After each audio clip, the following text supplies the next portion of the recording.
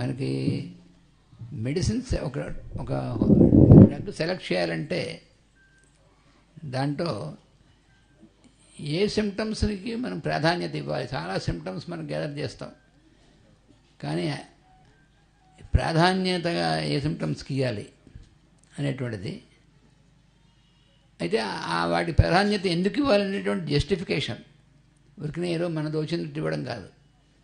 దానికి ఎలా చేయాలనేటువంటిది మనకి కెంట్ మాస్టర్ గారు, బుజ్జి గారు లాగా వాళ్ళ దగ్గర మనం చేసినటువంటిది, అది ఎలాగా అనేటువంటిది తను ఇప్పుడు మనకు ప్రజెంట్ చేస్తాడు.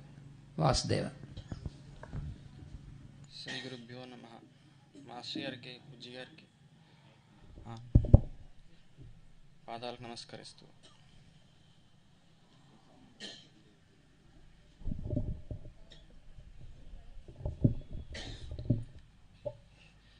మాస్టర్ గారు పొద్దున ఫస్ట్ స్పీచ్లో మొత్తం అన్నీ కవర్ చేసేసారు. Starting from the disease origin, అసలు ఎక్కడ స్టార్ట్ అవుతుంది, తర్వాత మనం క్రానిక్ కేసులో ఎలా తీసుకోవాలి, కాన్స్టిట్యూషనల్గా ఎలా చేయాలి, అలాగే కొన్ని కేసెస్లో ఎక్యూట్గా వచ్చింది, నువ్వు మొత్తం అంతా కూర్చొని అంతసేపు అవ్వదు, ఎమర్జెన్సీ, అప్పుడు ఏం చేయాలి. సో ఇలాగా అన్ని areas, case taking, potential selection, అన్ని విషయాల్లో మొత్తం కవర్ చేస్తారు. జస్ట్ ఈరోజు టాపిక్ సంబంధించిన ఏరియాస్ అన్నీ కవర్ చేశారు మాస్టర్. సో మా బుజ్జి గారి దగ్గర ఉన్న కేసెస్, కొంచెం నేను అబ్జర్వ్ చేసి ఇచ్చిన కేసెస్, సో బేస్ చేసుకొని ఏ విధంగా మనం ప్రిస్క్రైబ్ చేయొచ్చు అనేది డిస్కస్ చేస్తాను. సో మనకి హానిమన్ గారు ఇచ్చింది ఏ బేసిస్ మీద మనం ప్రిస్క్రైబ్ చేయాలి అనేది ఫస్ట్ 7th అఫారిజంలోనే ఇచ్చారు. Totality of symptoms, it must be the principle, indeed the only thing the physician has to make note in every case. So complete picture అనేటువంటిది మనం తీసుకోవాలి. పేషెంట్ టోటల్గా చూడడం అనేటువంటిది మనం నేర్చుకోవాలి. నాట్ పార్ట్ బై పార్ట్, ఒక ఆర్గాన్, ఒక పార్ట్ను చూడకుండా ఒక కంప్లీట్ పిక్చర్, ఒక ఇండివిజువల్ని చూడడం అనేటువంటి నేర్చుకోవాలి. So basing on the totality of the symptoms, our basis of prescription should be. This is the Master Hahnemann has given in 7th aphorism. So next, అది ఎలా చేయాలనేది 16th aphorismలో ఇచ్చారు. The patient cognizable by our senses, the totality of the symptoms have revealed the disease, carefully observing and investigating physician. So అది మనం చాలా కేర్ఫుల్గా అలా ఇన్వెస్టిగేషన్తో ఉన్న, అలాగే మనకి మాస్టర్ చెప్పినట్టు ఆ ప్రేమ ఉన్న ఫిజిషియన్, ఆ క్వాలిటీస్ ఉన్న ఫిజిషియన్కి మనకి మనం అన్ప్రెజరైజ్డ్గా మన మనసుతో కాకుండా అక్కడ ఏది కనిపిస్తుందో సెన్సెస్ ద్వారా పర్సీవ్ చేసినటువంటిది మనం గ్రహించాలి పేషెంట్ నుంచి. సో అలా గ్రహించినటువంటిది టోటల్ పిక్చర్ బేసిస్ మీద మాత్రమే మనం ప్రిస్క్రైబ్ చేయాల్సి ఉంటుంది. That is the sole guide, sole indication. అది మనకి 18th aphorismలో ఇస్తారు.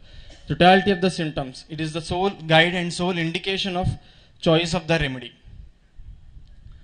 సో నెక్స్ట్, ఇది ఇంకొంచెం క్లారిటీగా మనకి కెంట్ గారు వివిడిగా ఇచ్చారు ఏ బేసిస్ మీద మనం ప్రిస్క్రైబ్ చేయాలనేటువంటిది. So he classified as mental generals, physical generals, common and uncommon and particular. So generals, common symptoms, particular symptoms, ఈ బేసిస్ మీద క్లాసిఫై చేశారు. దాంట్లో డిగ్రీస్ ఇచ్చారు. సో మెయిన్గా ఫస్ట్ వచ్చేసి general symptoms. He says without the generals of the case no man can practise homeopathy, for without these no man can individualise and see distinctions. So అలా జనరల్స్ లేకుండా మనం ఒక పర్సన్ ఇండివిజువలైజ్ చేయడం, so ఆ basis మీద మనం పేషెంట్ని చూడాలి. From the beginning to the end the homeopath must study the patient. So we have to study the patient in terms of generals. If he become convergent and the symptoms apart from the patient, he will not be successful. The things that are general are first in importance. So general symptoms అనేటివి మనం first బేసిస్గా తీసుకోవాలి. So mental generals. So ఇది mental generals అనేటువంటి ఒక patient picture, అంటే inner self మొత్తాన్ని reflect చేసేటువంటిది, మనకి ఎసెన్స్ని తెలిపేది మెంటల్ జనరల్స్ అనేది. సో ఇక్కడ ఎలా మనకి తీసుకొని ఇచ్చారనేటువంటిది ఒక కేసు నేను బుజ్జి గారి దగ్గర ఉన్నప్పుడు చూసిన కేసు చెప్తాను. So he's a old man, 72 years, diagnosed with cardiac disease, myocardial infection అవన్నీ ఉన్నాయి. And also now present with renal insufficiency, renal failure, creatinine 4 అలా ఉంది. ప్రజెంట్ సిమ్టమ్స్ వచ్చేసి డిపెండెంట్ ఎడిమా ఉంది, ఇంక్రీజ్డ్ సలైవేషన్, ఎక్కువగా సలైవా ఫామ్ అవుతుంది, and tremors of the hands. 3 months నుంచి Parkinson's లాగా స్టార్ట్ అయింది, వణుకుదు. అండ్ కాన్స్టిపేషన్, నిద్ర పట్టట్లేదు. He thinks of his health, had grief about daughters demise 2 years ago. వాళ్ళ కూతురికి బ్రెస్ట్ క్యాన్సర్ వచ్చి చనిపోయింది 2 years బ్యాక్. దాని గురించి ఆలోచిస్తుంది. అండ్ ఇంకా డీటెయిల్స్ కేషీట్లో ఇచ్చినవి. చిన్న విషయానికి కూడా ఏమవుతుందో అనేటువంటి ఎక్కువ ఆలోచన, ఏడవడం, కనిపించేటట్లు కళ్ళు తుడుస్తాడు అంతే, అంతకన్నా ఎక్కువ ఉండదు. ప్రతి చిన్న విషయానికి ఏడుపు వస్తుంది. సో కొంత మనకి మైండ్ పిక్చర్ వచ్చేసింది కదా, అదే డ్రగ్ పిక్చర్ కొంత ఆల్రెడీ మనకి ఫామ్ అయిపోతుంది. సో కొద్దిగా అలా ఉంచండి. Next, don't dreams as if haunted by aux, trekking high mountains, suddenly slipping down, falling suddenly into canal, slipping into the river. So ఇది అతనికి వచ్చేటువంటి డ్రీమ్స్ అట. He doesn't reveal his sufferings unless he wants to reveal. ఒళ్ళు కాలిపోతున్నా చెప్పరు. ఇదంతా మనకి అక్కడ కేషీట్లో ఉంది, మాస్టర్ గారు చూసిన కేసులో. ప్రీవియస్లీ అంటే ఇది ఇప్పుడు ప్రజెంట్ చేసిన పిక్చరు, ఇదివరకు ఎలా ఉండేవాడో కూడా రాశారు. Previously is very harsh, suddenly changed. 3 months నుంచి ఎవరన్నా అనేటువంటి ఆ హార్ష్నెస్ అనేది తగ్గింది. ఇదివరకు ఎలా ఉండేవాడంటే ఎవరిని పట్టించుకునేవారు కాదు, డోంట్ కేర్, తప్పు చేశారని కాంప్రమైజ్ చేసేవారు అయ్యేవారు కాదు. వాళ్ళ పేరెంట్సే హడలెత్తిపోయేవారట. ఆయన వచ్చారంటే తనకి ఇంకా పూర్తిగా వాళ్ళకి అప్పచెప్పడమే. అలా అంటే అంత ఇదిగా ఉండేవారు, హార్ష్గా. Suddenly he lost interest in all the things. తను యాక్చువల్గా టీచర్గా చేసి రిటైర్ అయ్యారు. ఇప్పుడు మొత్తం కంప్లీట్గా ఆపోజిట్ ఫేజ్లోకి వెళ్ళిపోయాడు. ఇంట్రెస్ట్ పోయింది. ఏమీ లాస్ట్ ఇంట్రెస్ట్ ఇన్ స్కూల్ ప్రిన్సిపల్గా లీడ్ చేసేవారు, ఇప్పుడు అసలు దాని మీద ఇంట్రెస్టే పోయింది. Previously he spent a royal life. అందరికీ బాగుండాలి అనే తత్వం ఎక్కువగా ఉండేది. చాలా డ్యూటీ మైండెడ్గా ఉండేవాడు. 10 మందితో మాట్లాడేవారు. ఇప్పుడు ప్రజెంట్, ఇదివరకు అలా ఉండేవాడు, పూర్తిగా మొత్తం కంప్లీట్గా రాయల్గా బిహేవ్ చేసి అందరితో ఒక లీడింగ్ పొజిషన్లో ఉండేవారు. ఇప్పుడు కంప్లీట్ ఆపోజిట్లో ఉన్నారు. అసలు ఎవరిని కలవబుద్ధి కావట్లేదు, న్యూస్ వినట్లేదు, ఒక రూమ్లో కూర్చొని అలా కూర్చొని ఉంటున్నారు, ఇంక అంతే, ఇంకేమీ చేయట్లేదు, దేని మీద ఇంట్రెస్ట్ పెట్టట్లేదు. సో ఇది మనకి పేషెంట్ ఇచ్చినటువంటి పిక్చర్. సో చూడండి, గమనించండి, పేషెంట్ ఇప్పుడు వచ్చినటువంటి ఫేజ్, ఇదివరకు ఉన్నటువంటి ఫేజ్ ఎలా ఉన్నాయి? 2 ఆపోజిట్ ఫేజ్లో ఉన్నాయి, రైట్? సో ఇందాక చాలా అంటే ఇదివరకు చాలా high position, high cadre, high duty minded, high respectful, high పొజిషన్లో బతికిన మనిషి కంప్లీట్గా opposite phase, loss of interest in life. మనకి విల్ ప్లేన్ ఎఫెక్ట్ అని చెప్పారు ఇందాక. ఎలా ఎఫెక్ట్ అయితే ఎలా ఉంటారు మనిషి అనేటువంటిది ఇలా ఉంటాడు. తనకి దేని మీద కూడా ఇంట్రెస్ట్ పోయింది. ఇప్పుడు కంప్లీట్ ఫెయిల్యూర్ స్టేట్లో ఉన్నాడు అతను. ఇప్పుడు మనకి మాస్టర్ చెప్పారు, ఎప్పుడు ఫస్ట్లోనే చెప్పారు, పేషెంట్ ఎప్పుడు వస్తాడు మన దగ్గరికి, ఆ ఫేజ్లో రాలేదే మనకి. ఆ రాయల్ లైఫ్ లీడ్ చేస్తున్నప్పుడు పేషెంట్ రాలేదే మన దగ్గరికి. ఎప్పుడైతే తను ఆపోజిట్ ఫేజ్లోకి వెళ్తాడో, సఫరింగ్ స్టార్ట్ అవుతాయో, అప్పుడు మన దగ్గరికి ప్రజెంట్ చేస్తారు. అప్పుడు ఉన్నటువంటి పిక్చర్ మనకి కనిపించే పిక్చర్, అంతకు ముందు ఉన్నా కూడా వాడే అదే మనిషి, అది కూడా మనం కన్సిడర్ చేసుకోవాలి. 2 ఫేస్ కలిపి చూడడం అనేటువంటిది నేర్చుకోవాలి. వచ్చిన పిక్చర్ ఒక్కటే కాకుండా ఇదివరకు ఉన్నటువంటి ఇండివిజువల్ కూడా వాడే. సో ఈ 2 ఫేజెస్లో తను ఎలా రిఫ్లెక్ట్ అవుతున్నటువంటిది మనకు తెలుస్తుంది. సో అది చూడడం. సో అలా ఈ కేసులో మాస్టర్ గారు ఆర్ఎంఎట్ 2 doses మంత్లీ 2013లో వచ్చింది ఆ కేసు. లాస్ట్ మంత్లో నేను ఉన్నప్పుడు అది లాస్ట్ ఫాలోఅప్ చూశాను. మాస్టర్ గారే బుజ్జి గారే రాశారు దీంట్లో, shivering of legs and hands better, he గ్రూ very active. అంటే ఇదివరకు ఉన్నటువంటి అలసత, ఇంట్రెస్ట్ లేకపోయినటువంటిది పోయి యాక్టివ్గా తయారు. బుజ్జి గారు హ్యాండ్ రైటింగ్తో రాసింది. Swelling of legs and excess of సెలైజేషన్ completely better. So creatine levels ఒకటి మాత్రం 4 అలా మెయింటైన్ అవుతున్నాయి, పేషెంట్ పరంగా మాత్రం ఇంప్రూవ్ అయ్యాడు. సో దిస్ తర్వాత ఇంకా ఫాలోఅప్ 1 month తర్వాత ఆర్ఎంఎట్ 1M ఇచ్చారు, తర్వాత మాస్టర్ గారు ఇచ్చారు. సో అది పేషెంట్ చూడడం అనేటువంటిది 2 phases, ఎలాగా మనం అటువంటిది చూడాలనేది ఒక కంప్లీట్ పిక్చర్ని ఇండివిజువల్ని చూడడం అనేటువంటిది నేను అక్కడ చూశాను. బుజ్జి గారిని ఎందుకు మనకి ఒకటే పిక్చర్ ప్రజెంట్ చేస్తారు, ఇది కూడా ఇదేంటి మరి మనకు అర్థం కావట్లేదు. సో ఆర్ఎంఎట్లో అలా ఉంటుంది. They are very high duty minded people, చాలా రెస్పాన్సిబుల్గా ఉంటారు. ఏదైనా ఒక డ్యూటీ ఇచ్చారంటే దాన్ని ఫుల్ ఫ్లెడ్జ్డ్గా కంప్లీట్గా చేయాలని, దాంట్లో ఎక్కడ లోపం లేకుండా, ఏదైనా నేను తప్పు చేస్తే అది నేను నెగ్లెక్ట్ చేశాననేటువంటిది, ఒక డ్యూటీ నెగ్లెక్ట్ చేశానటువంటి ఒక ఐడియాతో ఉంటారనమాట. అందుకని ఆ తర్వాత వచ్చేటువంటిదే వాళ్ళకి నెగ్లెక్టెడ్ ఫీలింగ్తో సూసైడల్ టెండెన్సీస్ డెవలప్ అవుతాయి. సో అది అప్పుడు లాస్ అవుతుంది ఆ లైఫ్ మీద ఇంట్రెస్ట్ అనేటువంటిది. So this is the opposite face. దీనికి ఇంకా మెట్రమెడికా పిక్చర్ మాస్టర్ గారు చెప్పిందాక శ్రీదేవి గారు మొత్తం చెప్పారు ఆర్ఎంఎట్ గురించి. So this is the seeing individual as a whole. So this is the one case. So next ఒక 12 ఏళ్ళ అబ్బాయి, తనకి వేళ్ల మీద వాట్స్ వచ్చాయి, ఈ జస్ట్ ఈ నక్కల్స్ దగ్గర, జాయింట్స్ దగ్గర. తనకి ఏంటి ఇబ్బంది దీనివల్ల అని అడిగితే, పెన్ పట్టుకుంటే బాగా నొప్పిగా వస్తుంది, గుచ్చుకుంటుంది. ఇంకా ఏంటి దానివల్ల ఇబ్బంది అని అడిగితే, అది చాలా అగ్లీగా ఉంది, లుక్ అపియరెన్స్ చూడడానికి కూడా నచ్చడం లేదు, అది చాలా అసహ్యం వేస్తుంది చూస్తుంటేనే, చేతులు వేస్ట్గా ఉన్నట్టు అనిపిస్తున్నాయి, బ్యాడ్గా ఉన్నట్టు నచ్చదు, మంచిగా ఉండాలి. సో యూజువల్గా మనం పిల్లల్ని ఎంక్వైరీ చేసినప్పుడు వాళ్ళ ఇంట్రెస్ట్, వాళ్ళ తర్వాత వాళ్ళు దేని మీద అయితే బాగా ఇంట్రెస్ట్ పెడతారో అది తొందరగా, అది అడగడం వల్ల తొందరగా మనకి కేసు వాడు ఏంటో అనేటువంటి అర్థం అవడానికి ఈజీగా తెలుస్తుంది. అంటే ఆ పర్సన్, ఆ వ్యక్తి, ఆ పిల్లోడు ఎలాంటి వాడు అనేటువంటిది వాడికి ఇష్టం లేని ఏరియాలో కాకుండా ఇష్టమైనటువంటి ఏరియాస్లోంచి పికప్ చేస్తే తొందరగా ఆ బాబు లేదా ఆ పాప ఎలాంటి వ్యక్తి అనేటువంటిది అర్థమవుతుంది. సో అలాగా ట్రై చేయడం కోసం ఏంటి నీకు బాగా నచ్చేదని అడిగితే పోలీసుగా అవడం అనేటువంటిది ఇంట్రెస్ట్, చాలా సిన్సియర్గా, ఏంటి అందులో ఇంట్రెస్ట్, చాలా సిన్సియర్గా కష్టపడడం అనేటువంటిది ఇంట్రెస్ట్.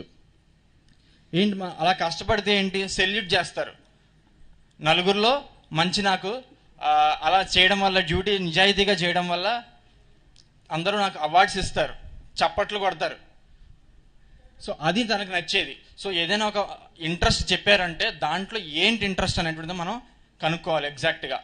సో అది మనం అడగాలి పేషెంట్ని, ఏంటి దాంట్లో మీకు నాకు బాగా నచ్చేది, అది వాడి నుంచే మనకి తెలుసుకునేలాగా మనం అనుకోవడం కాకుండా వాడేంటో అనేది తెలవాలి అంటే వాడి నుంచే మనం రానివ్వాలి ఆ క్వశ్చన్ వేయడం వల్ల. సో ఎలా ఉంటుంది అలా ఇస్తున్నప్పుడు, చాలా గౌరవంగా, రెస్పెక్ట్ఫుల్గా ఉంటుంది, చాలా ప్రౌడ్గా ఉంటుంది, గొప్పగా ఉంటుంది. సో అలా చప్పట్లు కొట్టడం, అలా పొగడుతుంటుంటే చాలా హాయిగా అనిపిస్తుంటుంది. ఏంటి తనకి ఇలా పోలీస్ ఇంట్రెస్ట్ వచ్చి వాళ్ళు పట్టుకోవడం వల్ల, అవార్డ్స్ ఇవ్వడం వల్ల తనకి నచ్చేది ఏంటంటే, అలా అందరూ నన్ను మెచ్చుకుంటారు, పొగడతారు, అందరిలో నాకు హాయి, మంచి ఒక ఎప్రిసియేషన్ అటువంటిది వస్తుంది అనేటువంటిది చెప్పాడు. అలాగే ఇంకొక ఏరియా కళలు అడిగాను. పిల్లల్లో మనకి పెద్దవాళ్ళ కొంత మ్యానిపులేట్ చేస్తారు, కానీ పిల్లలు కళలు కానీ లేదా వాళ్ళ ఇంట్రెస్ట్ కానీ ఎక్కువ మ్యానిపులేట్ చేయలేరు. సో ఆ ఏరియాస్ మనం పికప్ చేసుకొని అడగడం వల్ల కొంచెం ఆ ట్రూ నేచర్ అనేటువంటిది మనం తెలుసుకోగలుగుతాం. సో కళలు అడిగితే ఏం చెప్పాడంటే, ఎక్స్పెరిమెంట్స్ చేస్తున్నట్టు కళ్ళు వచ్చాయి. ఎలా అంటే, నేను అగ్గిపెట్టెలతో బైక్ చేస్తున్నట్టు, ఊళ్ళతో కార్ చేసినట్టు, అలా నా హైట్ తగ్గట్టు బైక్ చేసుకొని నడుపుతున్నట్టు, అలాగే నేను మిగతా వాళ్ళందరికి కూడా చేసి బైక్ చేసి అమ్ముతున్నట్టు. ఏంటంటే నేను చాలా ఒక బ్రాండ్ వే చేస్తాను అనేటువంటిది వాళ్ళకి తెలవాలి, అతను మెచ్చుకోవాలి, అలా నేను బ్రాండ్గా చేస్తాను అనేటువంటిది అది వాళ్ళు నన్ను మెచ్చుకోవాలి. ఎలా ఉంటుందంటే, వాళ్ళు చాలా నన్ను పొగుడుతున్నారు కదా అని అలా చెప్పేటప్పుడు కూడా వాళ్ళలో ఆ ఫీల్ అవుతారు, మొహంలో కూడా మనం ఆ ఎక్స్ప్రెషన్ అనేటువంటిది గమనించాలి. నాట్ ఓన్లీ ద సిమ్టమ్స్, కొంతమంది అంటే అబద్ధం చెప్తూ ఉంటారు, భయం వేస్తుందని అంటారు. నిజంగా భయం వేస్తే వాడి ఎక్స్ప్రెషన్లో తెలుస్తుంది. అది కూడా భయం వేస్తుందని రాసేసుకోవడం కాకుండా వాడు నిజంగా అది ఫీల్ అవుతున్నా లేదా, ఎప్పుడైతే అది ఫీల్ అవుతాడో వాడి బాడీ జెస్చర్లో, ఫేస్లోనూ అది ఎక్స్ప్రెషన్లో గమనిస్తుంది, అది కూడా మనం నోట్ చేసుకోవాలి. అదంతా కూడా కన్సిడరేషన్ తీసుకోవాలి కేస్ టేకింగ్లో, only not by writing the case. So ఆ ఫీల్ అవుతూ చెప్పాడు అనమాట. సో దెన్ ఐ ఎంక్వైర్డ్ ఇది నిజమా కాదని మదర్ని అడిగితే హీఈస్ వెరీ అంటే చాలా డామినెంట్గా ఉంటాడండి పిల్లవాడు.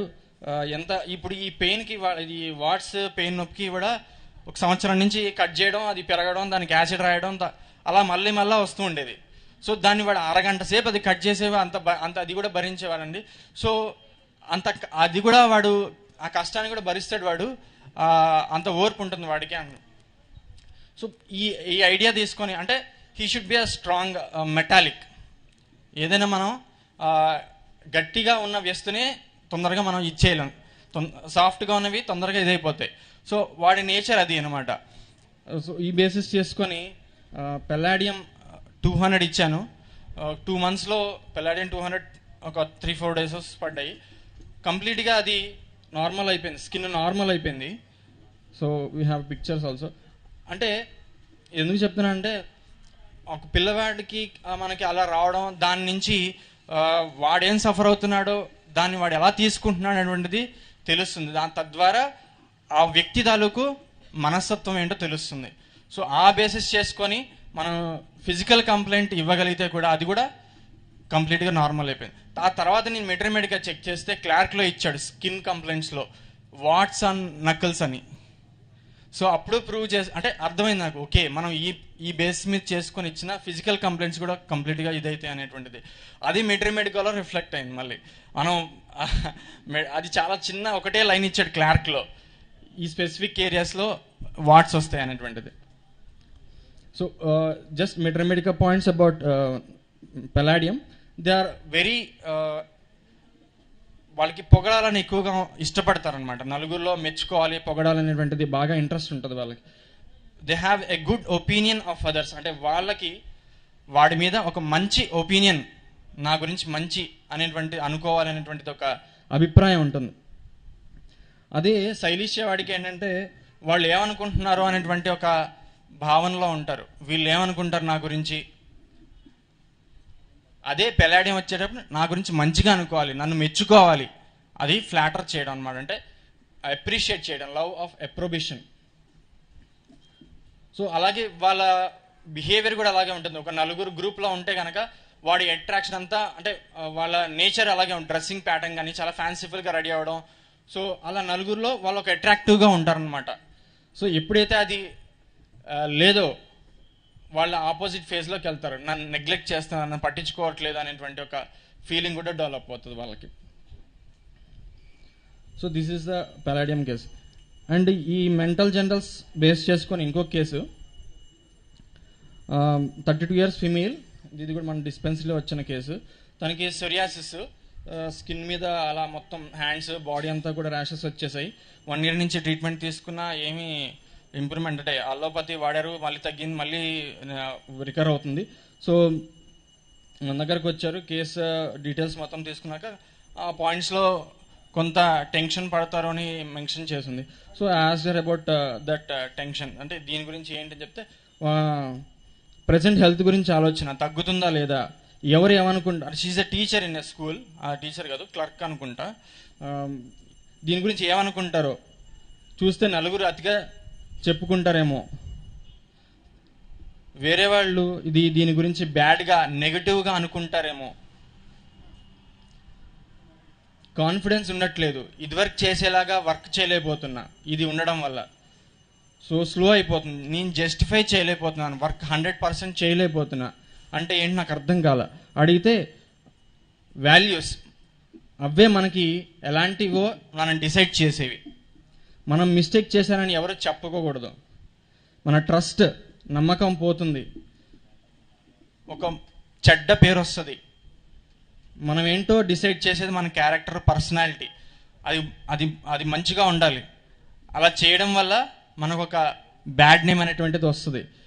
అలా వచ్చినప్పుడు ఎలా ఉంటుంది అని అడిగితే నాకు కంప్లీట్గా అంటే నేను టెన్షన్ వచ్చేస్తుందండి, ఆ టెన్షన్లో షివర్ అయిపోతుంటాను, కాళ్ళు చేతులు వణుకుతుంటాయి, అరిచేతులు మొత్తం పాదాలు చెమటలు పడుతుంటాయి అనిపిస్తుంది అని చెప్పారనమాట.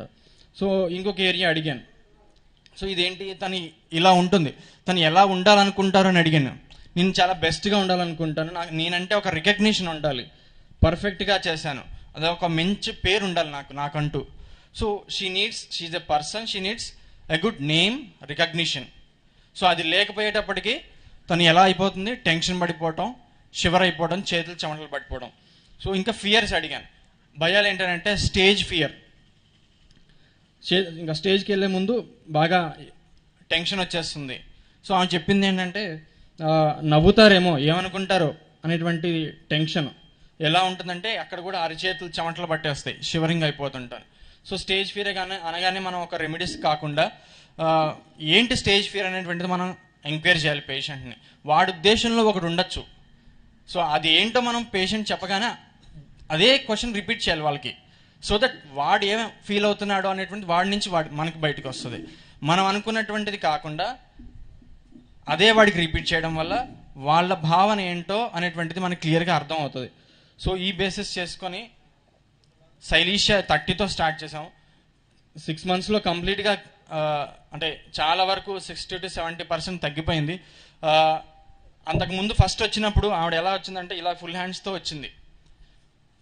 3-4 visits అంటే నేను కాకుండా వేరే వాళ్ళు చూసినప్పుడు కూడా నేను ఫుల్ హ్యాండ్స్తో వచ్చింది. ఆఫ్టర్ 6 months ఇక్కడ వరకు వేసుకునే డ్రెస్సెస్తో వచ్చింది. సో ఐ వాజ్ అంటే అబ్జర్వ్ చేస్తే నాకు అర్థమైంది ఆ కవరింగ్ నేచర్ అనే సైకోటిక్ నేచర్. శైలీష is sycotic remedy, they want to cover themselves. So ఎప్పుడైతే అది ఎవరైనా చూస్తారేమో, ఏమైనా అనుకుంటారేమో అనేటువంటిది వాళ్ళలో ఉంటుంది. ఎప్పుడైతే తగ్గిందో అంటే అది చూపించుకోవడానికంటే షీ ఓపెన్ అయింది, అంటే ఆ సైకోటిక్ టెండెన్సీ అనేది క్లియర్ అవుతుంది. సో ఆ బేసిస్ బిహైండ్ ద నేచర్ ఏంటో అనేది అర్థం చేసుకోవాలి పేషెంట్. సో ఎక్కువగా వాళ్ళకి what others think of me అనేటువంటిది ప్రామినెంట్గా ఉంటుంది శైలీషలో. సో ఇంకో కేసు based on the mental generals. నేను బుజ్జిగారి దగ్గర ఉన్నటువంటి కేసు ఒకటి. అతను ఫాలోఅప్కి వచ్చారు, ఇదివరకు ఎప్పటి నుంచో ఉన్నటువంటి కేసే. అనుకోకుండా ఈ patient started telling that memory తగ్గిందండి, నన్ను మోసం చేసిన వారి మీద కక్ష సాధించాలని చూస్తున్నాను, కానీ అవకాశం దొరకట్లేదు, ఏ మాత్రం దొరికినా వదలాలని లేదు, భార్య పిల్లల్ని వదిలి ఎక్కడికైనా వెళ్ళిపోవాలనిపిస్తుంది, చుట్టుపక్కల వాళ్ళు టార్చర్ పెట్టారు, నా ప్రమేయం లేకుండా వాళ్ళకి ఏదన్నా అయితే బాగుండు అనిపిస్తుంది. So this is follow up. అంటే నార్మల్గా ఆల్రెడీ ఒక 6 months 1 year నుంచి కేసు ఇస్తున్నప్పుడు సడన్గా పేషెంట్ వచ్చేసి ఈ పాయింట్స్ చెప్పారు. బుజ్జిగారు ఉన్నారు. సో ఇంకా ఆలోచించలేదు మాస్టర్, అంటే లెక్సస్ 1M ఇచ్చారు. సో మనకి అంతకు ముందు పిక్చర్ ఒకలాగా ఉంటుంది, వాడేంటో ట్రూ సెల్ఫ్ అనేటువంటిది అది మాస్టర్ దగ్గరే ఓపెన్ అయ్యారు. అంటే మనం కేస్ షీట్ రాసినప్పుడు ఇదంతా ఏం చెప్పలేదు యాక్చువల్గా. పేషెంట్ డ్రగ్స్ అన్ని వేరే డ్రగ్స్ పడ్డాయి, కానీ బుజ్జిగారు ఒక విజిట్లో అది ఆటోమేటిక్గా పేషెంట్ ఓపెన్ అప్ అయ్యి తన నేచర్ ఏంటంటే ఆ ఇన్సిడెంట్ చెప్పారనమాట. సో అతనికి లెక్సస్ ఇచ్చారు 1M. చాలా అంటే ఆ తర్వాత పేషెంట్ విధానమే మారిపోయింది. సో మనం చూడాల్సింది 2 aspects, అంటే అన్నీ ఒక ఇండివిజువల్ని చూడడం అంటే నేర్చుకోవాలి. ప్రిస్క్రిప్షన్ కూడా ఆ బేసిస్, ఆ పాయింట్స్ మీదే మనం బేస్ అయి ఉండాలి.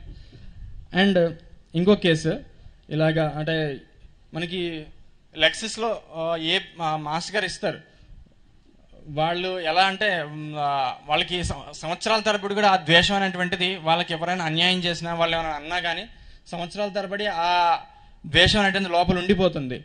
సో మాస్టర్ గారు ఇచ్చిన వర్డ్స్లో పగ తీర్చుకున్నట్టుకు కక్ష సాధించటకు ఇతనికి ఇష్టం, అది వాడు ఇష్టపడతాడు, పైకి అంటమే కాదు వాళ్ళ పైన కక్ష సాధించడం కానీ అది వాడు లైక్ చేస్తాడు.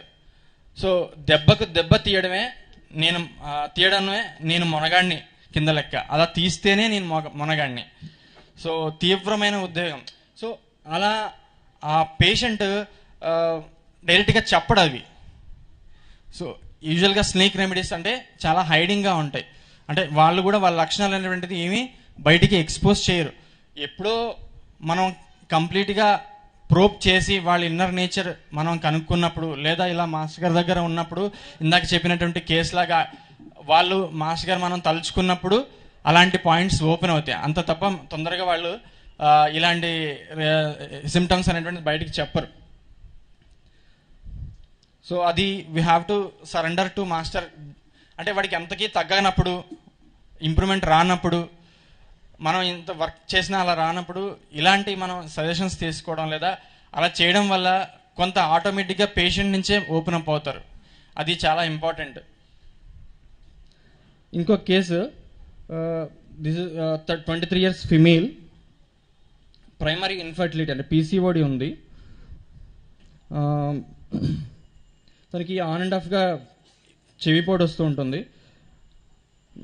మ్యారేజ్ అయ్యి 7 years అయింది, బట్ ప్రెగ్నెన్సీ రావట్లేదు. అబార్షన్ ఒకసారి అయింది. ఇది యాక్చువల్గా మా ఫ్రెండ్ తీసుకున్న కేసు. తనకు ఫోన్ కాల్ చేసి చెప్పారు ఇట్లా ఉందని. సిమ్టమ్స్ ఏంటంటే ఎవరైనా హర్ట్ చేసినప్పుడు, మాట అన్నప్పుడు చాలా విపరీతమైన కోపంలో అరవడం, కేకలు వేయడం. నా చుట్టూ పాజిటివ్ అట్మాస్ఫియర్ ఉండాలి, ఎవరు కూడా నెగిటివ్గా చెప్పకూడదు, ఒక మాట కూడా అనకూడదు. సో ఈ ఫ్యామిలీ ఇష్యూస్ నాకు ఇబ్బంది పెడుతున్నాయి. సో అత్త మామ ఎవరో అంటూ ఉంటారు. సో అలా అన్నప్పుడల్లా విపరీతమైన కోపం వచ్చేస్తూ ఉంటుంది. సో తన విష్ని, తన ఒపీనియన్ యాక్సెప్ట్ చేయకపోయినా, తన ఏదైనా చెప్పినా అది వినకపోయినా తనకి కోపం రావడం. సో అలా వచ్చినప్పుడు ఏదో పిల్లల మీదే చేయడమో, లేదా ఒక్కొక్కసారి ఏమవుతుందంటే సడన్గా వెళ్ళి దూకేయాలి అన్నంతలా, నేను సూసైడ్ చేసుకుంటాను, గోడ దగ్గరికి వెళ్ళి దూకుతానని చెప్తూ ఉంటుంది. సో యాక్చువల్గా చేయలేదు కానీ, but she tells like that. అంటే తను ఇంజూర్ చేసుకుంటానటువంటిది ఒక టెండెన్సీ చూపిస్తుంది అనమాట. సో ఇది ఎందుకు డెవలప్ అయిందంటే, ఎప్పుడు కూడా వాళ్ళ అత్త మామ వాళ్ళ అమ్మని ఏదో మాట అంటూనే అంటారట, నువ్వు మీ అమ్మ నేను ఇట్లా అని. సో ఆ మాటలు అన్నప్పుడల్లా అది తీసుకోలేకపోయేదాన్ని నేను. So that made her to react in such a way. So అది హర్ట్, అంటే మాటలకి తట్టుకోలేకపోవడం అనేటువంటిది ఒక హర్ట్గా తీసుకుంది. మనకి ఏదైతే ఒక ఇంజరీ అయితే లేదా నొప్పికి మనకి ఎలా ఫీల్ అవుతామో, అలాగే మానసికంగా మనసుకి ఏదైనా ఇలా మాటలు అనేటువంటిది ఒక హర్ట్ రూపంలో మనకి దానికి ఎలా రియాక్ట్ అవుతారు అనేటువంటిది కూడా చాలా ఇంపార్టెంట్. ఒక పేషెంట్ లోపలికి అంటే హైడ్ అయిపోతుంటారు, ఒక పేషెంట్ ఏమో రియాక్ట్ అవుతారు. సో ఎలా పేషెంట్ దానికి రియాక్ట్ అవుతున్నాడు అనేటువంటిది చాలా ఇంపార్టెంట్. సో ఈ బేసిస్ మీద మనకి ఇది కెమమిల్లా ఇచ్చాను 200 ఒక 3-4 days. సో ఆఫ్టర్ 3 months అంటే తనకి మెన్సెస్ రెగ్యులర్ అయిపోయి 3-4 months చెప్పాను. అంటే నేను చూసిన కేసు కాదు, వాడు ఇలా చెప్తే నేను చెప్పాను. సో రెగ్యులర్ అయిన తర్వాత 1 month back she was pregnant. So మనకి ఎందుకు ఇది అంటే పేషెంట్ తాలూకు నేచర్ ఏంటి తనని బాగా వర్రీ చేస్తుంది అనేటువంటిది, దానికి తను ఎలా తీసుకుంటున్నాడు, ఎలా రియాక్ట్ అవుతున్నాడు. Not only the physical, the mental generals base చేసుకొని ఇస్తే కంప్లీట్ కాన్స్టిట్యూషన్ అనేటువంటిది చేంజ్ అవుతుంది. ఫిజికల్స్లోనూ కంప్లీట్గా మార్పు అనేటువంటిది వస్తుంది. So in chamomilla there is great sensitiveness, sensitive to every impression, to the surroundings, to the persons. So ప్రతిదీ కూడా అసలు వాళ్ళు చిన్న మాట కూడా తీసుకోలేరు. సో దీనికి మనకి మాస్టర్ గారు కూడా చాలా డీటెయిల్డ్గా మనకి ఇచ్చారు. ఏంటంటే ఎలా ఉంటారో బిహేవియర్ అనేటువంటిది చాలా, వాడికి అట కోపంలో ఏడుపు వచ్చేస్తుంటుంది అట. ఏడుపులో ఎలా ఉంటుందంటే కాలిపోయిన పెంకులాగా ఉంటుంది, అలాగే అరిసే ఎర్రగా ఎలా ఉంటుందో అలా పెడతాడట క్యామెల్లా ఫేస్.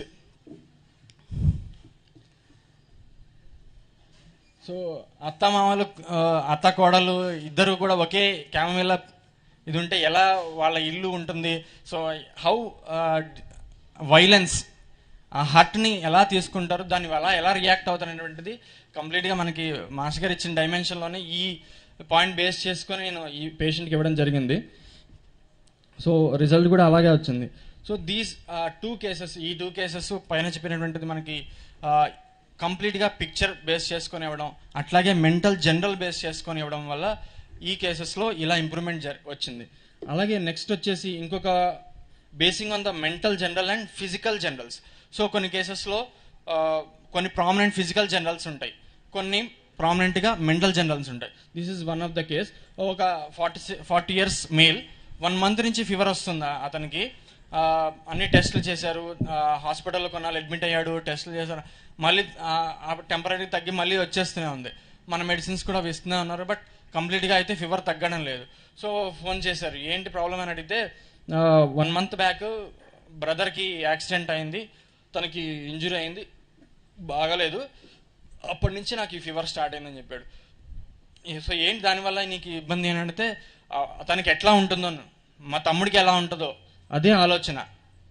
వాడి బాధ నాకు బాధలాగా అనిపిస్తుంది, తట్టుకోలేకపోతున్నాను, ఎంత సఫర్ అవుతున్నాడో వాడు, వాళ్ళ పిల్లలు ఎలా ఉంటారో, ఫ్యూచర్ ఎలా ఉంటుందో అదే ఎక్కువగా నాకు ఆలోచన ఉంది. వాడి గురించే తగ్గుతుందా లేదా, వాడు బాధపడుతున్నంతగా నా బాధలాగా ఫీల్ అవుతున్నాను. సో ఇది చెప్పాడనమాట జస్ట్ ఫోన్ కాల్లోనే. సో ఏంటి ఇంకా ఎలా ఉంటుందంటే, నాకు బాగా ఏంటి దాహం అది ఉంటుందా అంటే, బాగా చల్లగా తాగాలనిపిస్తుందండి నాకు ఈ మధ్య, ఏంటో చల్లటి నీళ్ళు, చల్లటి జ్యూసులు తాగాలనిపిస్తుందని. సో ఇదొక పాయింట్, ఇందాక చెప్పినటువంటి పాయింట్. ఈ పాయింట్ బేస్ చేసుకొని నేను ఫాస్ఫరస్ 200 ఇచ్చాను. సో 1 month నుంచి ఉన్నటువంటి ఫీవర్ కాస్త నార్మల్గా వచ్చేసింది. So basing on this 2 points, mental general and the physical general, ప్రామినెంట్గా ఉన్న ఫిజికల్ జనరల్, ప్రామినెంట్గా ఉన్నటువంటి మెంటల్ జనరల్, ఈ రెండు బేస్ చేసుకుని మనం ప్రిస్క్రైబ్ చేస్తే ఇలాగ రిజల్ట్ వస్తుంది. సో ఫాస్ఫరస్ వాళ్ళు కూడా చాలా సింపాథెటిక్గా ఉంటారు. ఏంటంటే they are very sensitive to the suffering of others, they are very anxious about the suffering of others, they feel the anxiety of others. when other person is anxious, phosphorus feels it. So వీడి anxiety feel అవటం అంటే కాదు, వాడు ఎలా feel అవుతున్నాడు anxiety, వాడి ప్లేస్లో వీడున్నట్టుగా భావించి ఫీల్ అవుతాడు అనమాట. అది ఎందుకంటే it's because of the love and affection. వాళ్ళకి ఎందుకు డెవలప్ అవుతుందంటే, వాళ్ళ పట్ల ఆ ఎఫెక్షన్ చిన్నప్పటి నుంచి ఏదైతే మిస్ అవుతారో లైఫ్లో, ఆ లవ్, కేర్ అండ్ ఎఫెక్షన్ అటువంటిది మిస్ అయినప్పుడు అవతల వాళ్ళ పట్ల మనం ఆ కేర్ని, ఎఫెక్షన్ని చూపించగలిగితే నాకు తిరిగి ఆ లవ్, ఎఫెక్షన్ నేను పొందుతాను. అందువల్ల నేను వాళ్ళ పట్ల చాలా సింపాథెటిక్గా ఉంటాను, చాలా కేరింగ్గా ఉంటాను, చాలా ప్రేమగా ఉంటాను. ఫాస్ఫరస్ అలాగే ఉంటారు. చాలా నలుగురిలో చాలా వాడొక బ్రైట్గా కనిపిస్తాడు. అందరి ఎలా ఉన్నావు ఏంటి ప్రతి ఒక్కటి కనుక్కుంటాడు. ఎందుకని? వీడికి కావాలి ఆ కేర్, ఆ లవ్, ఆ ఎఫెక్షన్. అందుకని వీడి అవతల వాళ్ళకి చూపిస్తాడు. సో లోపల ఆ వ్యక్తి ఏంటో తెలుసుకోవాలి మనం.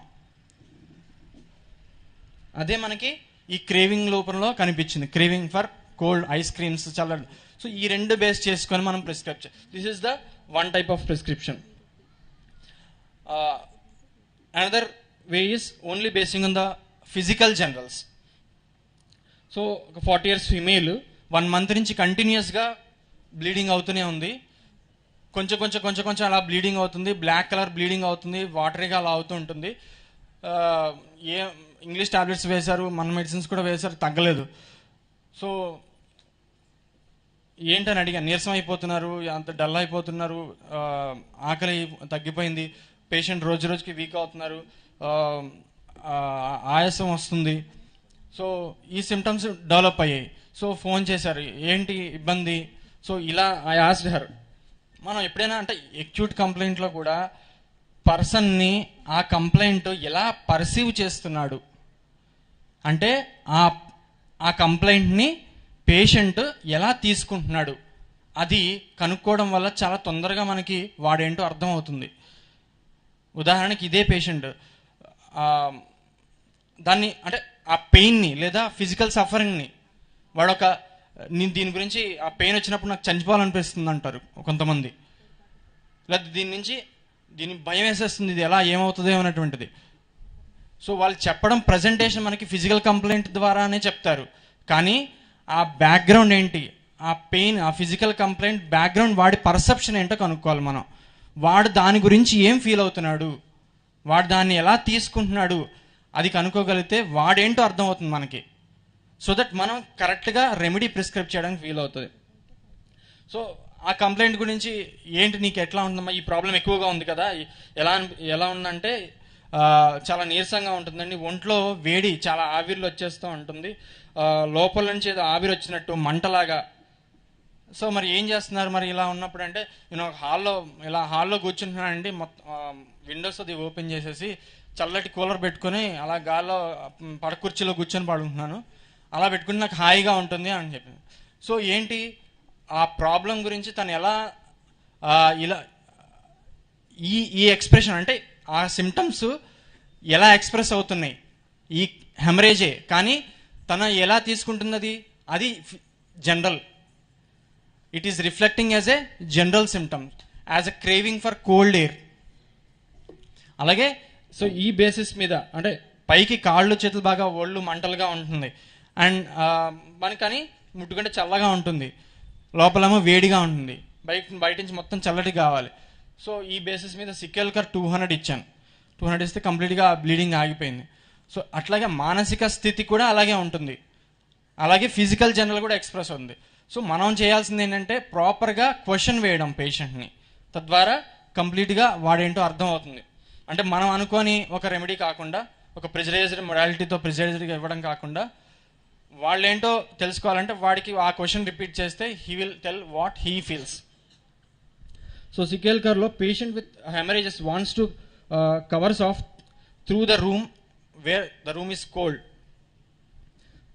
మంటలతో బాగా చల్లగా కావాలని కోరుకుంటాడు అనమాట. సో ఆ బేసిస్ పాయింట్ మీద నేను ఇవ్వడం జరిగింది.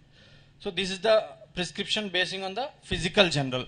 అలాగే కొన్ని కేసెస్లో మనకి ఏం సిమ్టమ్స్ చెప్పరు పేషెంట్స్, మెంటల్ మనం అడుగుతాం కానీ పేషెంట్స్ ఏం లేవండి, అంతా బాగానే ఉంది, నాకు ఏ ప్రాబ్లమ్స్ లేవు, చిరాకు ఏం ఇబ్బంది ఏం లేదు, ఇంకేం చెప్పట్లేదు, ఓన్లీ ఫిజికల్ సిమ్టమ్సే ఉన్నాయి. సో ఆ కేసెస్లో మనం ఎలా తీసుకోవాలి?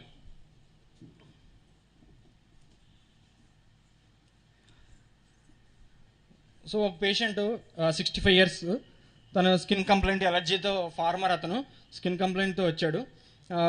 సో హీస్ టెల్లింగ్ దట్ అన్ని కాలాల్లో ఉండదు, పొలంలో పనిచేసినప్పుడు, మొక్కజొన్న చేలో పనిచేస్తున్నప్పుడు బాగా దురద వస్తుంటుంది. జనవరి నుండి మార్చి నెల వరకు ఈ దురద ఉంటుంది, మిగతా రోజుల్లో ఉండదు. చెమట పడితే దురద ఎక్కువైపోతుంది, చన్నీళ్ళు స్నానం చేస్తే చెమటగాలు వచ్చేస్తుంటాయి, బాగా మసిలి వేడి నీళ్ళు పోసుకుంటే హాయిగా ఉంటుంది. ఇంతకుమించి ఇంకా కేసు ఏం లేదు, పేషెంట్ మనం అంతా ఫిజికల్ జనరల్స్ అన్ని అడిగి ఏమీ లేవు. సో ఇది ఒకటే చెప్పాడు. సో ఇదేంటి particular symptom. So particular symptom base చేసుకుని మనం ఇవ్వలేం కదా. So particular symptom with characteristic modality ఏంటి, దురదే, but he feels ameliorated by very hot water, ఇది క్యారెక్టరిస్టిక్. సో ఆ బేసిస్ మీద రుస్ వెన్నెటా ఇచ్చాను. రుస్ వెనెటా రుస్టాక్స్కి ఇంకొక స్పీషీసే, రూస్టాక్స్ ఫ్యామిలీలోనే రుస్ వెనెటా అనేటువంటి ఇంకొక రెమెడీ. రూస్టాక్ సిమ్టమ్స్ అన్నీ ఉంటాయి, స్కిన్ సిమ్టమ్స్ అలాగే ఉంటాయి, కానీ దీనికి ఇంకొంచెం బాగా వేడి నీళ్ళు, బాగా మసిలి నీళ్ళు, బాగా వెరీ హాట్ వాటర్తో ఎమ్యులేషన్ వస్తూ ఉంటుంది వాళ్ళకి. సో ఈ బేసిస్ మీద అంటే particular symptom with characteristic modality. So ఆ బేసిస్ మీద మనం ప్రిస్క్రైబ్ చేసిన ఇంప్రూవ్మెంట్ వస్తుంది. అలాగే ఇంకొక case, so patient left eyebrow దగ్గర పెయిన్ కాన్స్టెంట్గా వస్తుంటుంది, ఎప్పటి నుంచో 8 years నుంచి వస్తుంది, సరిగ్గా ఒక 20 రోజులకు ఒకసారి వస్తూ ఉంటుంది అట నొప్పి. ఇంకా డార్క్ ట్యాబ్లెట్ వేసుకుంటారు, అది వచ్చినప్పుడు తగ్గడం, మళ్ళీ 1 month తర్వాత మళ్ళీ వచ్చేస్తుంటుంది. సో ఆ కేస్ షీట్లో మొత్తం అంటే మెయిన్ కీ పాయింట్స్ ఏం లేవు. ఆ యాస్ గారు కొంచెం దాని గురించి చెప్పడం అడిగితే, ప్రతి నెల 28వ తారీఖు నాకు ఆ పెయిన్ వస్తుందండి, కరెక్ట్గా అదే రోజు వస్తుంది. ఇక్కడ పెయిన్ న్యూరాలజియా అంటే ఇక్కడ పెయిన్ నుంచి ఇక్కడి నుంచి ఎవరికి పెయిన్ వచ్చేస్తుంది. అంటే మిగతా రెమెడీస్ ఆల్రెడీ బయట హోమియో వాడారు, మన దగ్గర వాడుతున్నారు, అలోపతి వాడుతున్నారు, కానీ వచ్చేస్తుంది. ఆ పెయిన్ క్యారెక్టరిస్టిక్ ఏంటంటే కరెక్ట్గా ఈ పెయిన్ ప్రతి నెల 28వ తారీఖు ఖచ్చితంగా ఆ రోజు వచ్చేస్తుంది, ఇంకా అంతే, ఇంకా మళ్ళీ రోజు మిగతా ఎప్పుడు ఉండదు ఇక. సో అది క్యారెక్టరిస్టిక్. సో ఈ బేస్ చేసుకొని సెడ్రాన్ ఇచ్చాను. ఫస్ట్ టైం నాకు ఆ డేట్ రోజు రాలేదండి, she told her. That is the characteristic of cedron. Clock like periodicity in the recurrence of symptoms, neuralgias occurring in exact periodicity. కరెక్ట్గా ఆ పీరియాడిసిటీస్, ఫీవర్స్ అండ్ ఇంటర్మీడియట్ ఫీవర్స్లో కూడా అంతే, కరెక్ట్గా ఆ టైంకి ఫీవర్ స్టార్ట్ అవుతుంది, లేదా న్యూరాలజియాస్ కరెక్ట్గా అదే టైంకి స్టార్ట్ అవుతుంది. అది నేను అంటే ఇప్పటివరకు నేను ఆ సిమ్టమ్ని పేషెంట్ లాంగ్వేజ్లో వినడం ఇదే ఫస్ట్ టైం. సో అది నాకు ఆ రెమెడీ అంత ఐడియా లేదు. సో రిఫర్ చేస్తే ఎగ్జాక్ట్గా అదే ఇచ్చాడు. సో అది వేసాక ఆ డేట్ రాలేదు, ఆ డేట్ రోజు పెయిన్ రాలేదు. దట్ ఈస్ అంటే prescription basing on this characteristic modality. So ఇంకో పేషెంట్ సయాటికా పేషెంట్, అతను రావడమే వచ్చి ఇలా కుర్చీ అనుకోండి, ఇలా కూర్చున్నాడు రావడం కుర్చీలోనే, ఇలా కాలు ఇలా పెట్టుకుని కూర్చున్నాడు. సో పేషెంట్ స్టార్ట్ చేశాడు, నా కాలు నొప్పి అండి, కుడి ఇక్కడ నుంచి నొప్పి లాగుతుంది కింద వరకు అని చెప్తున్నాడు. నేను రాసుకుంటున్నాను, ఈ లోపే తను ఇలా పెట్టి కాలు ఇలా పెట్టి కూర్చున్నాడు.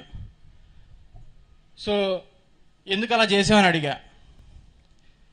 ఈ నొప్పి నాకు అలా చేస్తే తగ్గుతుందండి, నేను ఇలా ముడుచుకొని పెట్టుకుంటే నాకు చాలా హాయిగా ఉంటుంది నొప్పి, ఎక్కువసేపు నడిచినా, ఇప్పటివరకు నడిచొచ్చాడు ఇంటి దగ్గర నుంచి, బాగా నొప్పి ఎక్కువ ఉంది, వెంటనే ఇలా పెట్టుకున్నాడు కుర్చీలో కూర్చొని. ఎందుకు చేసామంటే అలా చేస్తే నాకు రిలీఫ్ వస్తుంది అన్నాడు. సో ఇందాక చెప్పారు చూడండి, అక్యూట్ కేసులో మనం మొత్తం కేసు మొత్తం మైండ్ సిమ్టమ్స్ తీసుకుని అంత వెయిట్ చేయలేరు పేషెంట్. సో అలాంటప్పుడు ఆ క్యారెక్టరిస్టిక్ వాళ్ళ ఎక్స్ప్రెషన్స్ రూపంలో కనిపిస్తుందని చెప్పారు మాస్టర్ ఇందాక. సో అదే ఎక్స్ప్రెషన్స్, ఇంకా మనం సపరేట్గా అడగక్కర్లే మొడాలిటీస్ ఏంటి అవి ఎక్కువ అవుతాయి ఇప్పుడు ఎక్కువ, వాడు చూపిస్తున్నా డైరెక్ట్గా. సో అది మనం పట్టుకోవడం జాగ్రత్తగా రావాలి. సో బేసింగ్ ఆన్ దిస్ నెఫాలియం 30 తర్వాత 200 ఇచ్చాను, కంప్లీట్గా అతనికి తగ్గిపోయింది. అయితే ఒకటి, ఇలాంటి కేసెస్ ఎక్యూట్గా లేదా అలా రెమెడీ ఆ పాయింట్ మీద బేస్ చేసుకొని, కానీ క్రానిక్గా వాళ్ళు మళ్ళీ కాన్స్టిట్యూషనల్గా ఇవ్వాల్సిన రెమెడీస్ వాడు మనకి మళ్ళీ వస్తే కనుక వాడు కంప్లీట్ పిక్చర్ తీసుకొని ఇవ్వాల్సి ఉంటుంది. కానీ అలా వచ్చినప్పుడు మాత్రం మనం పట్టుకోవడం చేతనం అవ్వాలి. ఆ బేసిస్ క్యారెక్టరిస్టిక్గా ఉన్నప్పుడు అది మనం కన్సిడర్ చేసుకోవాలి. సో ఇది మన పర్టికులర్ సిమ్టమ్స్ మీద బేస్ చేసుకొని ఆ మొడాలిటీస్ మీద ఇవ్వడం ఒకటి ప్రిస్క్రిప్షన్. అలాగే కాజేషన్ బేస్ మీద. సో 70 years ఫిమేల్, తనకి కింద పడి కాల్ ఫ్రాక్చర్ అయింది, సర్జరీ చేశారు. ఉదయం 10 నుంచి మధ్యాహ్నం 2 వరకు చేశారు. సాయంత్రం ఇంకా బాగానే ఉందని చెప్పి రూమ్ షిఫ్ట్ చేశారు. She came to room. ఒక 2 గంటల తర్వాత రాత్రి 7, 8 ఆ టైం నుంచి సడన్గా, అంటే తన తెలుగులో లేకుండా ఏదేదో మాట్లాడటం, పైకి ఇట్లా చూసి ఏదో చేతులు తోపడం గాల్లోకి, తన పక్కన కూతురే ఉంది, తన ఏంటి అనేది గుర్తుపట్టలేకపోతుంది, తను ఎవరో గుర్తుపట్టట్లేదు. ఎక్కడున్నామని అడిగితే నేను మన ఇంట్లోనే కదా ఉన్నాం మనం అని, ఏదో పాకుతున్నాయి, పురుగులు పాకుతున్నట్టు ఏవో తిరుగుతున్నాయి గోడ మీద పైన దాని మీద, అవన్నీ చెప్తుంది అనమాట. సో తన కొహరెన్స్లో లేదు, కన్ఫ్యూజన్లో ఉంది, అంటే ఇప్పుడున్నటువంటి రియాలిటీలో లేదు. సో అప్పటి వరకు బాగానే ఉన్నా ఆ నుంచి అలా స్టార్ట్ అయింది. సో ఇప్పటికి ఈ పిక్చర్ చెప్పేటప్పటికి అంటే ఇది నా ఫోన్ కాల్ చేశారు. సో ఒక ఐడియా వచ్చేసింది వెంటనే, హయో శ్యామస అని ఒక స్టార్ట్ అయిపోయింది నాకు. సో మనకి ఈ ప్రిజుడైజెస్ అనేటువంటిది చాలా జాగ్రత్తగా ఉండాలి. ఇందాక మాస్టర్ కూడా చెప్పారు, ఆ పేషెంట్ రాగానే ఇలా షర్ట్ ఫ్యాంట్ ఇప్పేసి అలా కూర్చున్నారు, ఇమీడియట్గా హయాస్యమస్ ఓకే అర్థమైంది. కానీ పక్కనే ఒక మాట అన్నారు, గుర్తుపెట్టుకుని, స్టార్ మార్క్ అది. వాడి కేషీట్ మొత్తం చదివిన తర్వాత వాడికి మ్యాచ్ అయిన తర్వాత అప్పుడు ఇవ్వడం జరిగిందని చెప్పారు మాస్టర్. ఇందాక చెప్పారు, మీరు విన్నారో లేదో. వెంటనే ఇచ్చేచ్చు కదా మరి, నేనైతే రాసేస్తాను హయాస్యమస్ అని. కానీ ఆయన ఏం చేశారు, స్టడీ చేశారు. ఆ స్టడీ చేసిన మొత్తం సింటమ్స్ మళ్ళీ హయాస్యమస్కి మ్యాచ్ అని ఆ తర్వాత ఇచ్చానని చెప్పారు. సో అదేనమాట అన్ప్రిజరైజ్డ్గా మనకి ప్రాక్టికల్గా అలా ఉండడం, అది మన మైండ్లో వచ్చేస్తుంది. కానీ okay wait, let us enquire. అది తన నుంచి ఆ పేషెంట్లో అది మనం కంప్లీట్గా చూసిన తర్వాత మనం ఇవ్వగలిగితే దట్ సూట్స్ ద సిమిలర్. ఆ బేసిస్ మనకి అలా ప్రాక్టీస్ చేయడం, అలా చేయడం అనేది ప్రాక్టీస్ చేయాలి అన్ప్రిజరైజ్డ్గా. సో అప్పుడు అడిగాను అనమాట, ఏమైంది ఇచ్చేద్దాం అనుకున్నాను, చెప్పేద్దాను, కానీ సరే అడుగుదాం అని చెప్పేసి ఏం జరిగింది వాళ్ళ అమ్మాయిని అడిగితే, ఏమండి చేసిన తర్వాత బాగానే ఉన్నారు 2 గంటల నుంచి ఇలా, కానీ డాక్టర్స్ ఏం చెప్పారంటే కంప్లీట్గా ఒక 2-3 చోట్ల ఫ్రాక్చర్స్ అయ్యాయి, కొంచెం ఎనస్థీషియా అనేటువంటిది ఎక్కువగా ఇచ్చారు, ఎక్కువసేపు పట్టిందట ఇవ్వడం, ఎనస్థీషియా కూడా ఎక్కువ ఇచ్చారని చెప్పారు. సో ఇదేదో కొంచెం పెక్యులర్గా ఉందని చెప్పి దాని గురించి రిఫర్ చేస్తే ఒక మెడిసిన్ ఇచ్చా. ఆ మెడిసిన్ ఇచ్చిన తర్వాత ½ an hourలో పడుకుని పోయింది. మర్నాడు లేచి నార్మల్గా వాళ్ళ అమ్మాయితో మాట్లాడడం, ఓకే ఏంటి తినడం అవన్నీ చేశారు. సో అంటే కంప్లీట్గా నార్మల్ అయిపోయింది అనమాట. అంతకుముందు ఎలా ఉందో సో ఆ కాజేషన్ పట్టుకున్నాను. అంటే ఏంటంటే what I pick up does anaesthesia, ఎక్కువగా ఎనస్థీషియా ఇవ్వడం. So after effects of anaesthesia, ailments of anaesthesia, దాంట్లో ఎస్టిక్ యాసిడ్ ప్రామినెంట్గా ఉంది. ఎస్టిక్ యాసిడ్ 200 ఒక డోస్ ఇచ్చాను.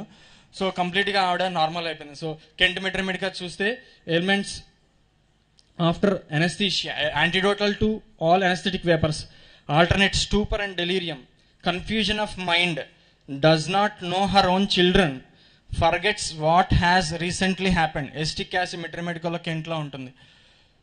సో చూసారా, అంటే ఆ ఎఫెక్ట్స్ ఎయిల్మెంట్స్ తర్వాత అంటే కాజేషన్ బేస్ చేసుకొని మనం ప్రిస్క్రైబ్ చేసినా మనకి రిజల్ట్ ఇలా వస్తుంది. సో నెక్స్ట్ క్యారెక్టరిస్టిక్ సిమ్టమ్స్ అంటే PQRS సిమ్టమ్స్ మనకి 153 ఎఫ్ఆర్ఎం చెప్తాడు.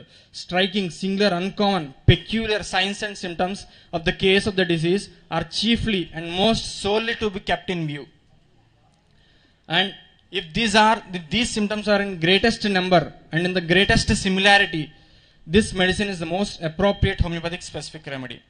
So అలాగా పెక్యులియర్, క్వియర్, రేర్ సిమ్టమ్స్ అనేటువంటి పేషెంట్లో ఉంటే అది కూడా ఎక్కువగా ఉంటే కనుక అవన్నీ కన్సిడర్ చేసుకుని మనం వేస్తే అది మోర్ స్పెసిఫిక్ రెమెడీ అవుతుంది అనమాట.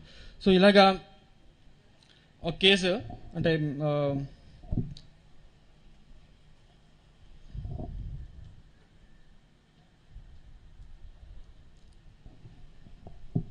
ఆడియో పెడతాను ఒకసారి వినండి.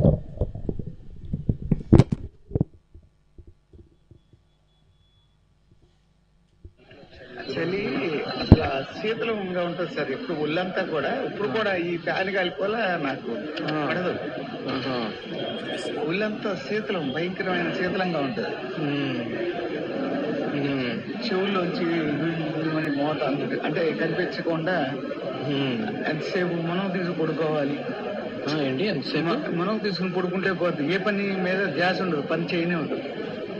మునగ తీసి అంటే అంటే అంటే పడుకోవాలి, ఇంట్లో కూర్చుని దుప్పటి కప్పేసుకుని పడుకోవాలి అనిపిస్తుంది.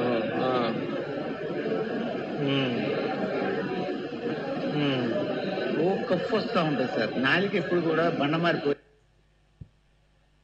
ఉంటుంది, కోసినట్టే నాలిక. ఈ మధ్య కొంచెం తగ్గింది సార్. ఆ స్టెరాయిడ్స్ మందులు వాడిన తర్వాత ఈ నాలిక ఇది కూడా తగ్గింది. మంట ఇప్పుడు విపరీతమైన మంట నాలిక. ఈ నాలిక ఒక్కోసారి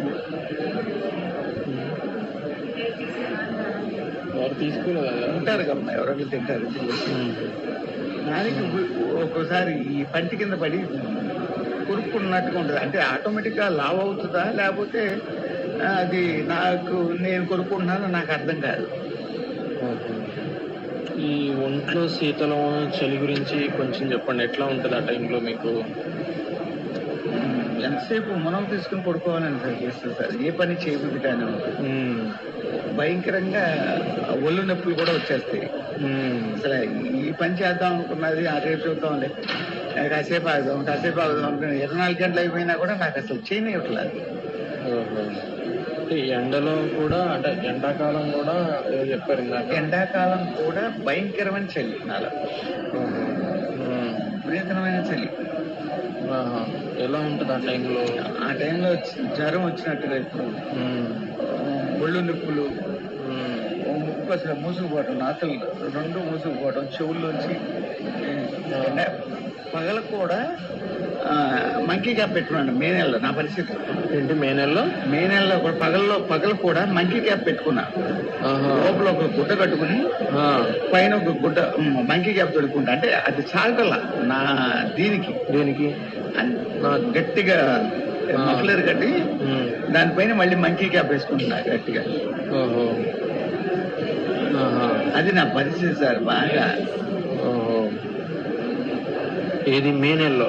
మే నెలలో, మొన్న నెలలోనే. అంత ఎండలో కూడా కంపల్సరీగా చలి, ఒళ్ళంతా శీతలం, విపరీతమైన శీతలం, చలి పుడతాం. ఒళ్ళు తెలియకుండా అంటే ఫ్లూయిడ్గా ఉంటుంది. ఎప్పుడు జ్వరం వచ్చినట్టే. మాట్లాడినా ఉన్నా కూడా ఎవరితో మాట్లాడుకోకుండా ఉంటాం.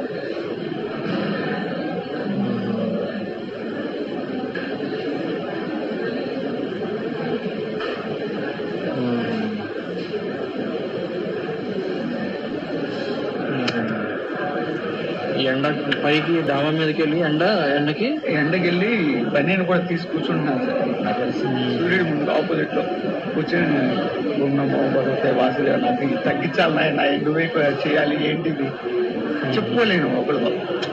నాకే గిల్టీ ఫీలింగ్ గా ఉండేది. అంటే ఎంతమందితో ఏమని చెప్పుకునేది కాదు. మళ్ళీ ఇంకోటి ఏంటంటే మామూలు మెడిసిన్ వాడితే, ఇంగ్లీష్ మెడిసిన్ వాడితే వెంటనే రిలీఫ్ వస్తుంది సార్. ఈయన అంటారు అసలు ఆ మందులు వేయద్దు, ఈ మందులతోనే తగ్గిద్దాం అంటారు. అంత ఎండలో కూర్చోడం ఎందుకు? చలికి తట్టుకోలేక లోపల చలి తెరలుగా కొట్టేస్తుంది. ఆ చలి తట్టుకోలేక వెళ్ళి పైన డాబా మీద వెళ్ళి కూర్చుంటాం. లేకపోతే డాబా మీద ఒక చాప వేసుకుని అక్కడే పడుకుంటాం, బట్టలు తీసి. ఇది నాకు మెట్రోమెడికాలో ఒక పాయింట్, అంటే మెట్రోమెడికా చదువుకున్నప్పుడు ఆ డ్రగ్లో కనిపించింది, కానీ పేషెంట్ లాంగ్వేజ్లో వినిపిస్తుంది. పేషెంట్ లాంగ్వేజ్లో వినడం అనేది నేను ఇదే ఫస్ట్ టైము, అందుకని ఆడియో రికార్డ్ చేసి మీకు చెప్పడం జరిగింది. సో ఇది ఒక రెమెడీలో మనకి సోరణం అనేటువంటిది రెమెడీలో కెంటోమెట్రోమెడికా వాటిలో ఎండాకాలంలో మంకీ క్యాప్ పెట్టుకొని వాళ్ళు ఉంటారనేటువంటిది మెట్రోమెడికాలో చూడడం, కానీ పేషెంట్ లాంగ్వేజ్లో నేను ఇదే ఫస్ట్ టైం చూడడం. సో అందుకని అంత చలి అనమాట, అంత భయంకరమైన ఎండాకాలం పైన వెళ్ళి డాబా మీద పడుకుంటాట ఎండాకాలం దుప్పటి కప్పుగా. So that much of chilliness. So అలా అంటే ఈ పేషెంట్ అందులో కూడా చెప్పాడు, సూర్యుడు చూసి దేవుడా నన్ను దీని నుంచి బయటపడే ఒక type of hopefulness, psoric type అదనమాట. సిఫిలిటిక్ వాడైతే ఇంక అయిపోయింది నా పని. So psoric, that is the tendency of the psora miasm, ఒక హోప్ అనేటువంటిది వాళ్ళలో ఉంటుందన్నమాట. సో ఈ రెండు బేస్ చేసుకొని, అండ్ ఆల్సో అంటే ఆల్రెడీ ఇంతకు ముందు వేరే రెమెడీస్ కూడా ఇస్తూనే ఉన్నారు, బట్ ఈ రెండు కట్ ఆఫ్ చేయడానికి మియాజ్మెటిక్గా and with basis of this characteristic symptom PQRS ఈ బేస్ చేసుకొని ఇచ్చాను. He was better. అండ్ ఇంకొక కేసు అంటే ఇంకొక way of prescription and basing on the observation, body language, gesture, the patient way of expression and the talk. So ఒక్కొక్కసారి మనకి వాళ్ళ ఎక్స్ప్రెషన్స్లోనే పట్టుకోవాల్సి వస్తుంది. దిస్ ఈజ్ కేస్ ఇన్ బుజ్జిగారు చూసినటువంటి కేసు. నేను అక్కడ ఉన్నాను పేషెంట్ వచ్చినప్పుడు. ఒక advocate old age, telling that urinary ప్రాబ్లంతో వచ్చాడు, ఫ్రీ ఫ్లో సరిగ్గా లేదు, తనే USG స్కాన్ చేసుకొని వచ్చాడు. చెప్తున్నాడు అనమాట, మైల్డ్ పోస్ట్రోమెగాలీ ఉంది, post void scan residual urine కోసం ఎక్కువసేపు ఉంచారు నన్ను. Says maybe they don't know exactly, radiologist impression సరిగ్గా ఇవ్వలేదు నాకు, maybe he don't have knowledge.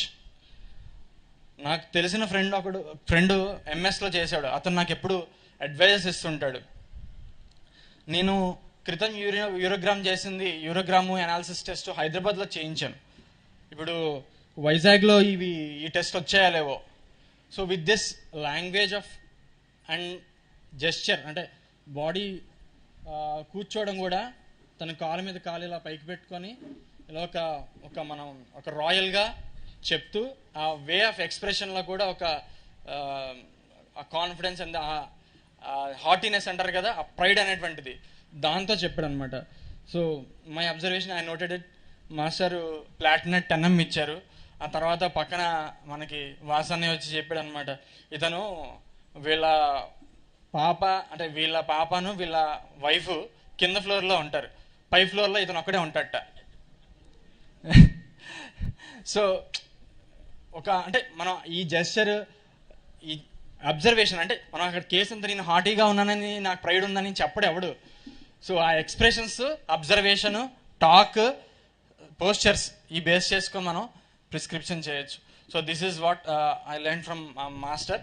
ఇందాక మీరు ఒక పాపను కూడా చూసారో లేదో, ఒక ఎల్లో డ్రెస్ వేసుకొని వచ్చింది, అక్కడ కూర్చుంది, అక్కడ అన్ని చీమలు ఉన్నాయి, అవన్నీ దగ్గరకు వస్తున్నాయి. మామూలుగా ఏం చేస్తారు పిల్లలు? అక్కడి నుంచి వెళ్ళిపోవడమా లేదా చేస్తారు. తను ఏం చేస్తుంది, అట్ట పట్టుకుని చంపుతుంది అక్కడ. ఎందుకు ఆ పాప అలాగే రియాక్ట్ అవుతుంది? అది మనం పట్టుకోవాలి. ఎందుకు ఆ పర్సన్ అలాగే బిహేవ్ చేస్తున్నాడు? అది వాడి బేసిక్ ఇన్నర్ సెల్ఫ్, అది వాడి ఇన్నర్ నేచర్. వెళ్ళిపోవచ్చు కదా అక్కడి నుంచి. ఆ ఇంజురీని నేను మళ్ళీ తిరిగి ఇంజూరీ చేయాలి, అది తను. సో పేషెంట్ని చూడడం అంటే అది. పేషెంట్ని చూసి మనం ఎలా బేసిస్ చేయాలి రెమెడీ ప్రిస్క్రిప్షన్కి. So that is what I learned from master. Thank you, Vasudev.